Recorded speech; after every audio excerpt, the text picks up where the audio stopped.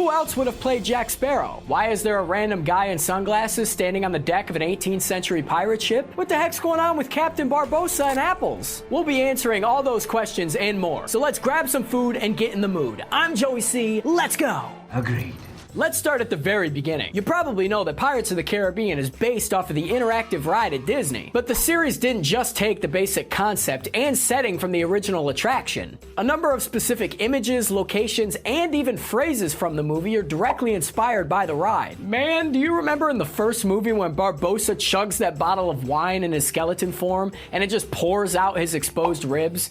It's pretty gross, but also a direct nod to the ride. Tia Dalma's swamp in Dead Man's Chest? Well, that location was basically a complete redo of the bayou location in the ride. And the subtitle for the fifth movie, Dead Men Tell No Tale? Well, that's a line of dialogue written specifically for the Disneyland ride. Arr, pop quiz me, hearties. Did you know that Pirates of the Caribbean opened all the way back in 1967, just a few years after the death of Disney? It was actually the last ride ever to have any direct contribution from Disney himself.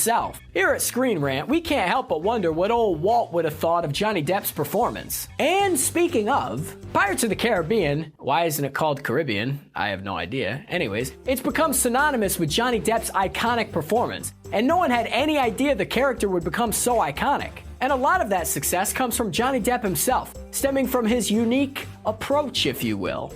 Big Johnny Stud had a habit of improvising on set, and a lot of those improv lines became classics. Bring Me That Horizon from the end of the first film, and I Got a Jordan from Dead Man's Chest were all ad-libbed and both classics. And then there's that speech that he gives in the third movie to the Council of Pirates. He utters, "Vis ipsa loquita tabula naufragio," which, when translates to English, means "the thing speaks for itself." This was a favorite phrase of Hunter S. Thompson. He was the guy that wrote Fear and Loathing in Las Vegas, who Johnny Depp became very good friends with when he was filming the adaptation of that crazy book. And Depp giving a shout out to his friend is just very sweet. The actual character of Jack Sparrow has some hidden depths too, if you know where to look. For example, if you watch the deleted scenes from At World's End, you'll see an exchange between Sparrow and Cutler Beckett, which drastically changes our view of the pirate. Beckett chews Jack out for liberating the cargo that he paid him to transport, and Jack responds by saying, "People aren't cargo, mate," with a meaningful close-up of the P on his arm. The implications? Sparrow was uncomfortable delivering slaves and decided to free them. Therefore, he was branded a pirate by the East India Company. Okay, so not wanting to transport slaves isn't a high bar to clear, morally speaking. But for Jack Sparrow, it's notable. It's a shame it got cut out. But you know what probably should have been cut out? Stay tuned and we'll tell you. Pirates off the port bow!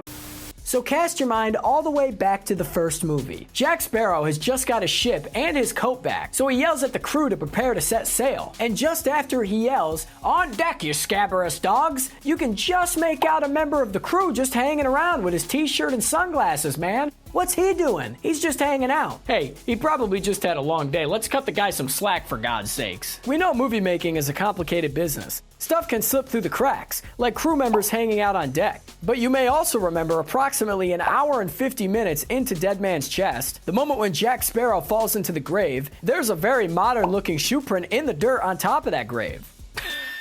Come on, man. That's the exact thing people make YouTube videos about. Want to hear some of our favorite character theories for these movies? Stick around. That ship's just coming over the horizon. But before we get to that, if you think about it, it's kind of funny that Disney has embraced Pirates of the Caribbean as part of its brand. After all, pirates aren't the friendliest characters in history, pillaging and murdering and what have you. That scene in the first movie where those dead pirate skeletons are hanging by their neck on the cliff over the water always seems so graphic to us. And some countries like China have even banned Pirates of the Caribbean because of representations of cannibalism. That's gross. Disney and cannibalism, not two things you thought go together, but here we are, man. Hey, the House of Mouse does what it does, and sometimes it's pretty subtle. Remember in Dead Man's Chest when Elizabeth leaves the flammable message on the deck of the ship? Yep, that's the Disney font. The branding never stops, man.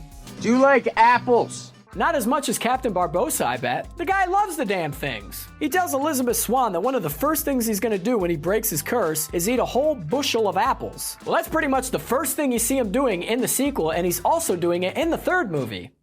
The threequel? You gotta admit, that's probably the most complete Apple character arc in all of cinema history. How do you like them apples?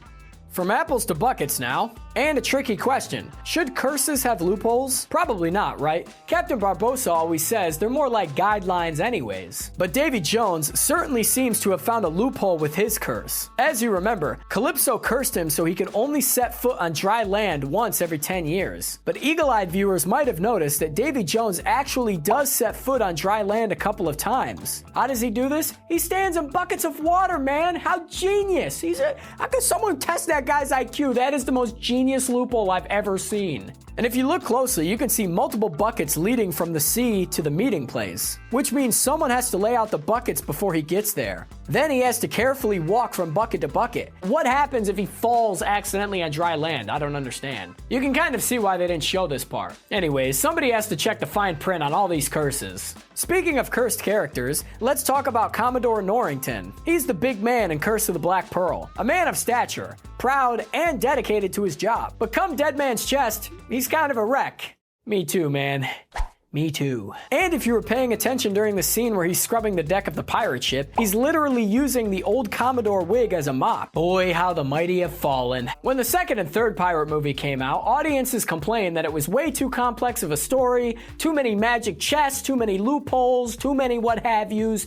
Too many notes. And we kind of get it. But on the rewatch, it's fun to notice some of the small details that make up those complex plot ticks. For example, we finally learn about Davy Jones and Tia Dalma's connection, but it's cleverly seated in Dead Man's Chest, with the two very similar lockets they wear, implying that there's some sort of link between them. The design of these lockets are very similar to the ones on Davy Jones's chest. Subtle stuff, my dude, and that even goes for the character development as well. Have you ever wondered why Will Turner and Elizabeth Swann's approach to their newly adopted pirate life is so different? Well, we wondered that too. Let's unpack that a bit. Will, without really realizing or wanting to, has been mentioned by Jack Sparrow. He's learned piracy from maybe the most chaotic, unreliable pirate who has ever lived, and that is reflected in Will's similarly chaotic approach. Honestly, he's kind of all over the place, trying to pull off complicated schemes and messy rescues that don't go to plan. Elizabeth, on the other hand, is much more cunning, and even ruthless, I would say, willing to betray and backstab to get what she wants. And that is probably because she hung out with Barbossa so much, pretty much picking up his habits.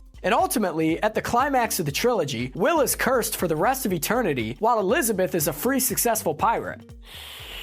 Yeah, says a lot about their respective mentors. And honestly, you probably wouldn't want to learn how to be a pirate from Jack Sparrow. You wouldn't really want to learn anything from him anyways. He's pretty bad at most things, including being a son. Remember in At World's End when Jack asks his father, played by the famous rock star Keith Richards, where his mother is? And his father holds up a shrunken head? Pretty grim, no? Well, it gets grimmer. Later in the movie, you can see that Jack now has his mother's head hanging from his belt. Cute? Disturbing? You can fight that one out in the comments. That's pretty gross, if you ask me. And while we're talking about the extended Jack Sparrow family, let's take a moment to discuss his Uncle Jack. We meet his new member of the family in Dead Men Tell No Tales. And clearly, the filmmakers enjoyed casting Keith Richards so much that they called another legendary rock star. Yep. That's Paul McCartney, the guy who did that awkward sketch with Chris Farley on Saturday Night Live in 1992, or the guy from the Beatles. And superfans may have noticed that when we meet Uncle Jack, he's playing a song called Maggie May.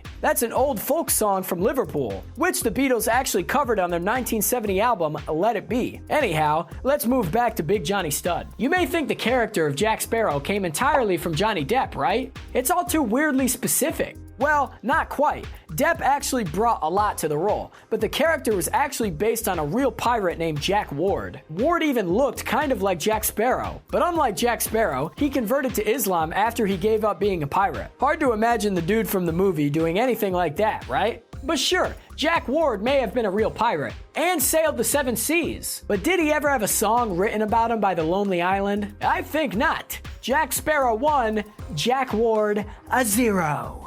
As I've said, it's hard to imagine anyone else playing Jack Sparrow. But did you know that the role was originally written for Hugh Jackman in mind? That's right, Mr. Wolverine himself could have been Jack Sparrow. And honestly, it wouldn't have been that bad, right? I rather doubt it. The studio also considered Michael Keaton, Jim Carrey, and even Christopher Walken for the role, which would have been wild. I can't imagine Jim Carrey or even my man CW in the place of Jack Sparrow. It feels almost illegal to think about, but it could have happened. Depp was far from a sure thing when the movie was first in production. In fact, when Disney execs first saw footage of him doing his Jack Sparrow thing that he does, they were convinced he was going to ruin the movie. Billions and billions of dollars later, come to find out the studio execs don't always know what's best. But are they ever right?